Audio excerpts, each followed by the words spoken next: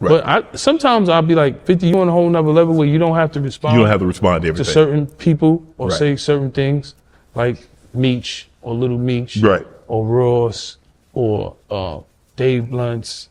Because these guys are not doing what you're doing. They're not going on tour. They can't even, some of these guys can't even, let's keep it real, can't make it to these markets. The big dogs with Live Nation, dog. Right. You know what I'm saying?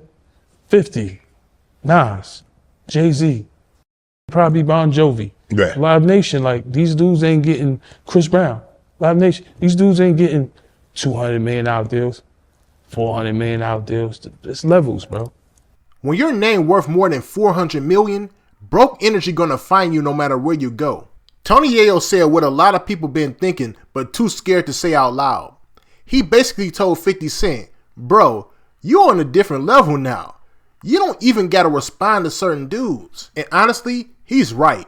There's no reason at all for a mogul with a $400 million Live Nation deal to be arguing with rappers still trying to book club walkthroughs. It's like comparing Wall Street to the corner store.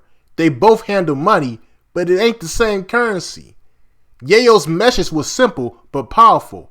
Focus on business, not beef. He said it straight up. These guys ain't even getting $200 million, $400 million deals. It's levels, bro. And that's a quote that hits deep because that's the truth about the industry. Everybody wants to talk tough online until it comes time to show real business numbers. That's when you start to see the jealousy. You can hear it in the interviews, the subliminals, the random 50 fell off comments. It's envy disguised as ego. Now I'm about to play this clip for y'all, but before I do, I just need y'all to like, leave y'all thoughts down below in the comment section, and subscribe. Let's get into it. Dave Blunt diss 50. You think 50 gonna respond? Nah, man. Sometimes a matter of fact, he said he pushed him down some steps or something, right? I think he said that, right? He said he pushed him down some steps. Right. But sometimes I'll be like, 50, you on a whole nother level where you don't have to respond. You don't have to respond to everything. To certain people or say certain things like Meech or Little Meech. Right. Or Ross or Dave Blunts. Because these guys are not doing what you're doing. They're not going on tour. They can't even, some of these guys can't even, let's keep it real, can't make it to these markets. The big dogs with Live Nation, dog. Right. You know what I'm saying? 50, Nas, Jay-Z, probably Bon Jovi. Right. Live Nation, like these dudes ain't getting Chris Brown. Live Nation, these dudes ain't getting $200 million deals, $400 million deals. It's levels, bro. 50's on a whole nother level. And I'm not glazing, as they say. That's what they say, glazing. That's the glaze, that's the term. I ain't glazing. It's just the truth. It's levels. You know Drake. I'm not on Drake level. I'm not on Kendrick level. It's cool. Yeah. You know, some of these dudes getting $5 million. The Weeknd. These guys might get $1 million for a walkthrough. It's levels to this shit. Nicki. You know, it's levels and it's cool. You just realize there's levels to the shit. You ain't mad at nobody. Yeah.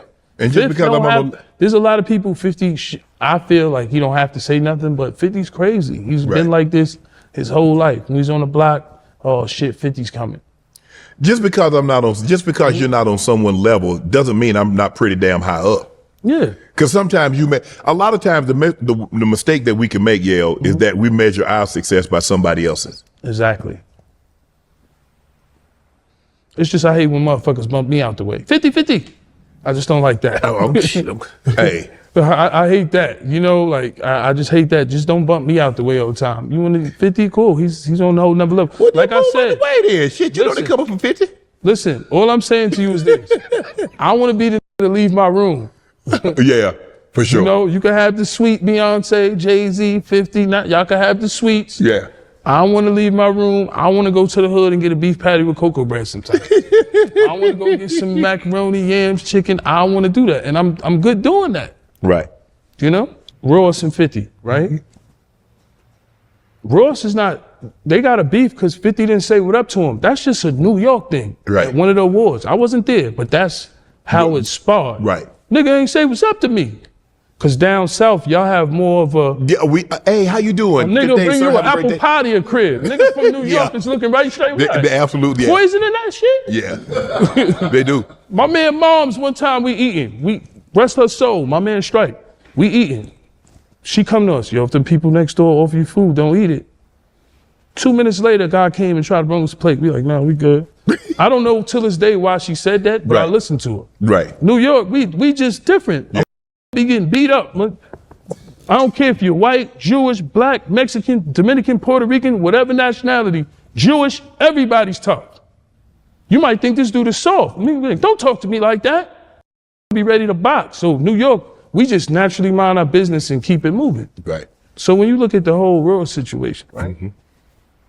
And I know he probably gonna go in, yo, I'm in my pool, you, whatever. Because I don't care about all that material shit. My higher power's up there. Right. Right? So for me, like, you just mad, you have a beef with a nigga because the nigga didn't say what up, but that's just more of a New York thing. Right. Down south, y'all embrace each other more. And I love that too. I love going to Atlanta. We do. I love it like that. We love it. You go to the country and people Yeah, you say go- hi to you. We not used to that shit. Yeah. Shit. So, Because when I remember when I moved to Atlanta, the white guy across the street, he brought me a cake. Ain't no- New that man York didn't- City, when's the last time you seen that? he brought me a cake. Yayo, he says, he's like, if you ever go out of town, you need me to watch your house, I'll watch the house. I end up giving the man a key to the house. That's crazy. I'm gonna tell you why. When we overseas, me and my man Uncle Murder, we do odds and evens to see if certain white people gonna get in the elevator with us. Because we black niggas in a 5-star hotel. Right.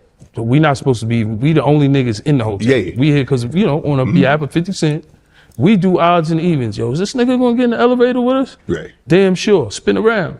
I seen a little kid run in the elevator. Mom's go, what are you doing?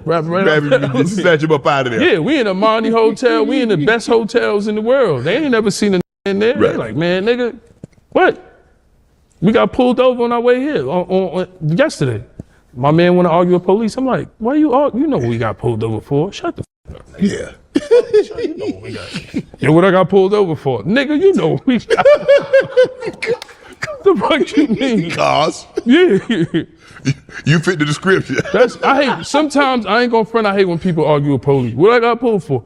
You know what you got pulled over for. All this Trump shit going on, like I told you, my man running through DC, he don't even want to drive. Damn. Yeah, I hope they don't come to New York and all these other places. Yeah. When you hit a $400 million level, the whole game changes.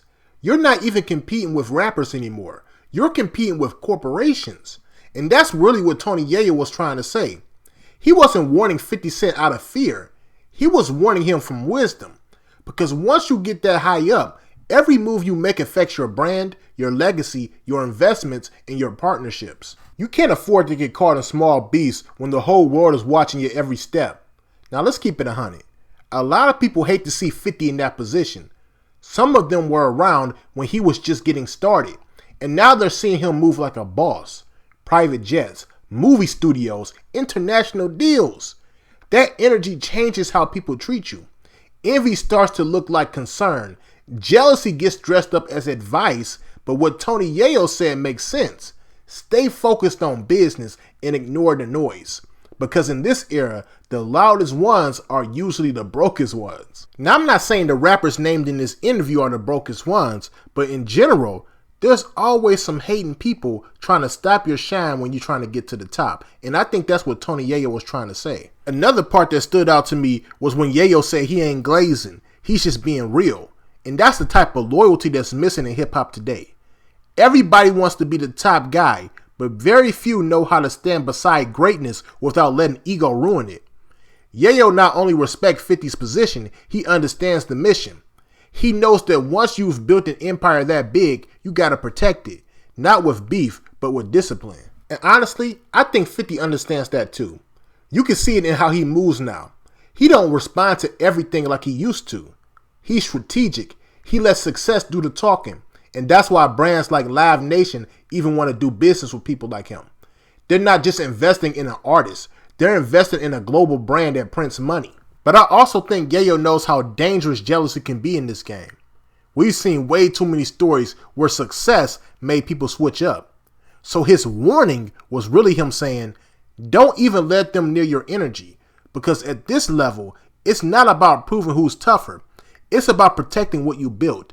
That's a mindset more rappers need to adopt. Because think about it. In 50's case, a $400 million deal ain't just rap money.